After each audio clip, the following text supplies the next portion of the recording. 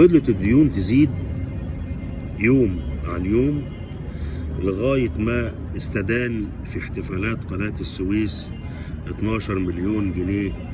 وصل الرقم حتى عام 1869. طبعا ده كان رقم فادح. زي ما بيقول مؤلف تاريخ مصر المالي في صفحة 95 إنه البهرجة اللي كانت في حفلة قناة السويس أدت إلى دخول مصر في أزمات مالية متعددة، وكل إيراداتها السيادية من قناة السويس ومن هيئة السكة الحديد أصبحت تذهب إلى الدائنين.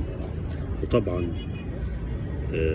جه في صيف 1869 باع إلى التجار الإنجليز بذرة القطن المصري الشهير، وللأسف الشديد باع في ذلك الوقت حوالي 500 ألف أردب بذرة القطن، مش القطن نفسه اللي هو قطن الكتان المصري طويل التيلة.